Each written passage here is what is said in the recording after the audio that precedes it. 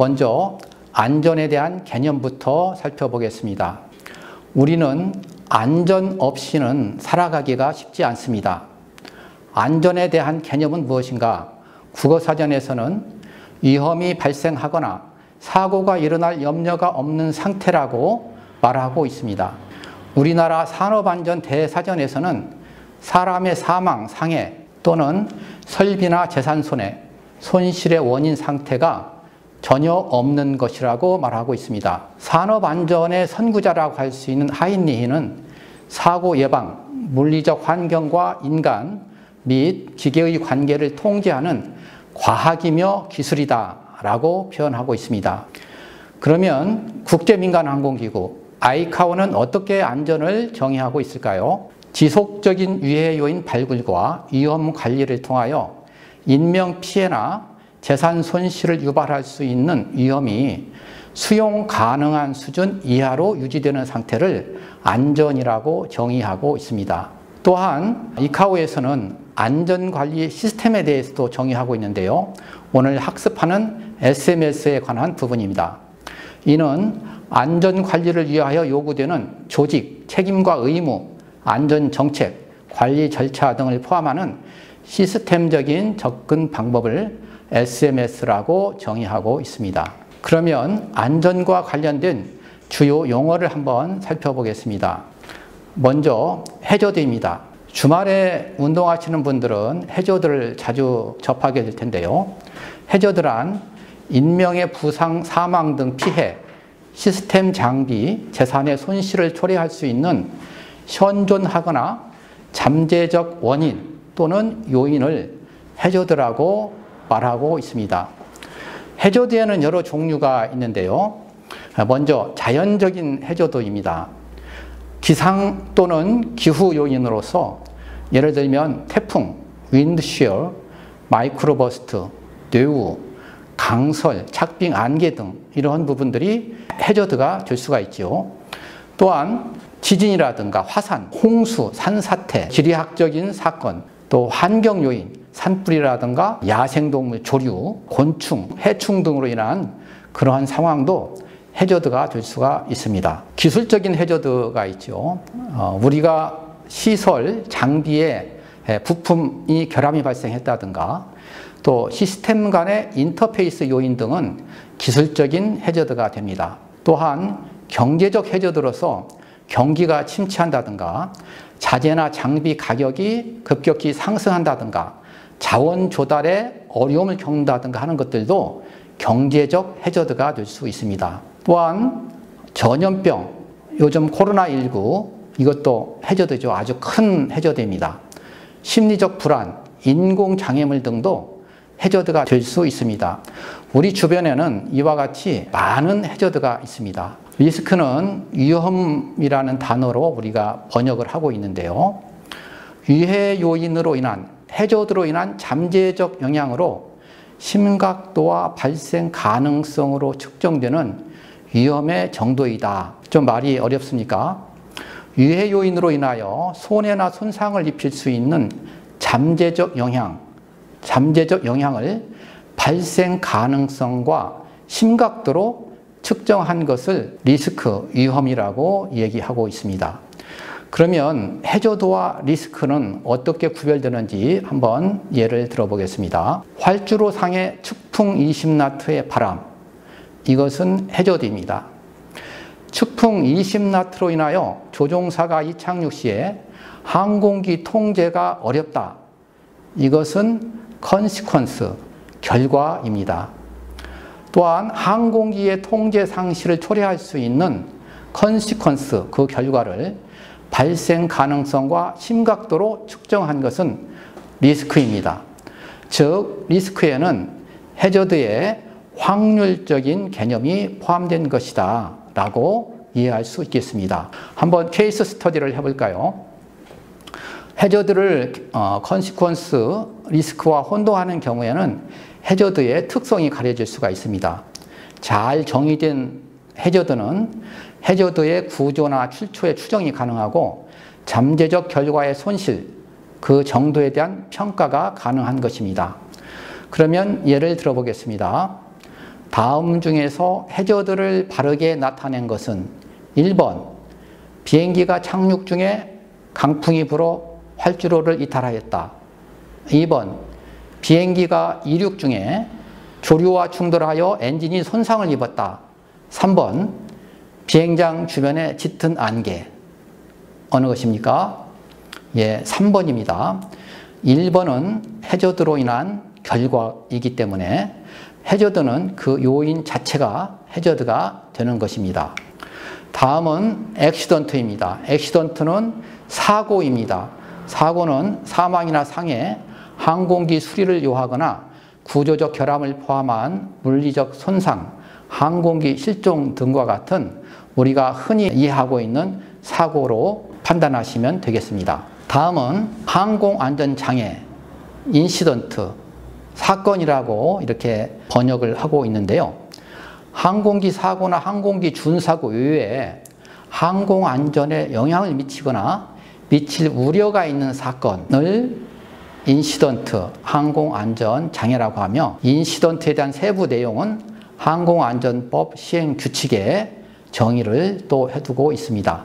다음은 준사고입니다. 준사고는 serious incident라고 영어로 표현하고 있고요. 사고로 발생하지는 않았으나 항공기 사고로 직접 발생할 수 있었던 중대 사건을 준사고라고 말합니다. 항공기 준사고에 관한 세부 내용도 항공안전법 시행규칙에 정의를 하고 있습니다. 다음은 아주 경미한 항공안전장애가 있습니다. 이것을 occurrence라고 합니다. occurrence.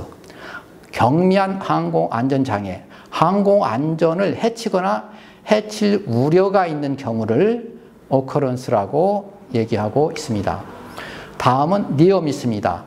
near-miss란 항공기가 근접 조우한 경우와 같이 사고가 일어날 뻔한 사건, 인시던트와 유사한 의미로 사용되고 있습니다.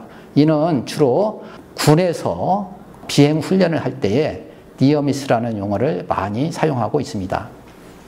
다음은 SSP인데요. State Safety Program 또는 ASP, Aviation Safety Program인데 국가 항공 안전 프로그램을 말하고 있습니다. 다음은 SP입니다. SP는 서비스 제공자, 서비스 프로바이더를 얘기하고 있는데요. 항공운송사업자, 항공기 정비업자, 항공교통 업무 제공자, 공항 운영자, 항행안전시설의 설치 및 관리자 등 항공 관련 서비스를 제공하는 자를 서비스 제공자를 합니다. 앞으로 드론 관제가 활성화되어서 드론 관제 기관이 설립이 되면 드론 관제 기관도 마찬가지로 서비스 제공자, SP라는 용어를 사용하게 됩니다. 다음에는 SAPS입니다. Standard and Recommended Practice 해서 이카오에서 가입한 체약국이 따라야 할 표준 및 권고사항을 말하고 있습니다. 이카오에는 총 19권의 NX 부속서가 있는데요. 이 19권의 부속서에는 모두 SAPS에 관한 내용이 담겨져 있습니다. 다음은 안전관리의 역사 및 시대적 관점에 대해서 살펴보겠습니다. 안전관리는 산업혁명 이후 근로자의 안전보건 문제가 발생하게 됩니다. 많은 노동 인력이 사회로 진출하기 때문에 복지와 인권 보호 측면에서 제도적 장치가 필요하게 됩니다. 안전에 대한 관점은 1950년대에서 1970년대까지는 주로 테크니컬 팩터, 기술적 요소에 관점을 두었고요. 1970년 이후 1990년대 초까지는 휴먼 팩터에 많은 관점을 두고 있었습니다.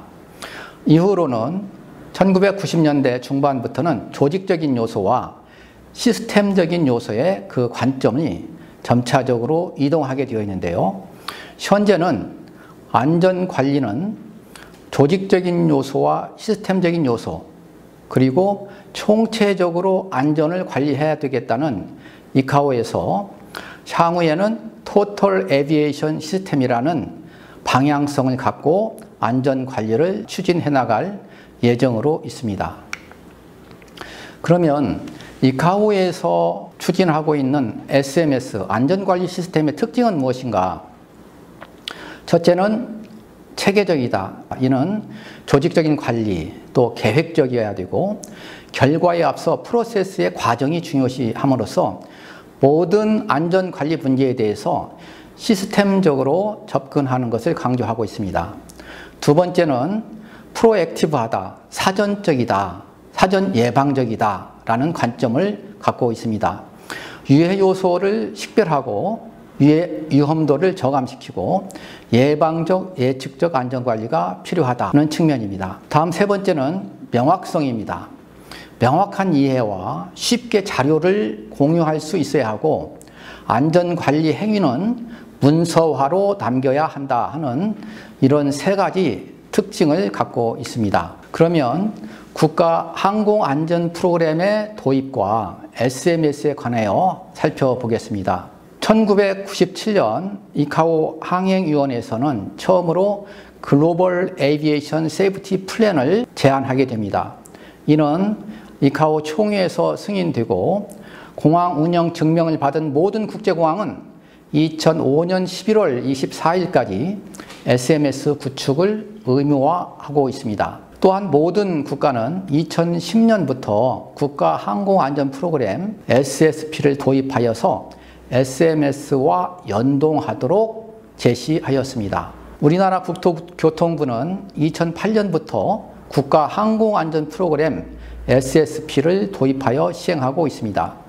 서비스 제공자를 통하여 항공교통 업무 분야, 항공사, 항공기 제작사 등의 SMS를 확대 시행하고 있는 것이죠. 국가항공안전 프로그램은 좌우로는 외부 기관, 이카오, 외국 항공당국, 상하로는 우리나라 국토교통부 항공정책실, 그리고 서비스 제공자, 모든 공항이라든가 항공사라든가 항공기 정비 담당하는 곳이라든가 이러한 관련 기관들이 상호 유기적으로 연결되어서 항공안전 프로그램과 SMS를 연계하고 있습니다. 그러면 SMS의 구성 요소에는 어떤 것들이 들어가 있는가? 첫 번째, 안전정책. 두 번째, 위험관리. 세 번째, 안전보증. 네 번째, 안전증진에 관한 사항이 있습니다. 여기에는 각각의 세부 사항들이 규정되어 있는데요.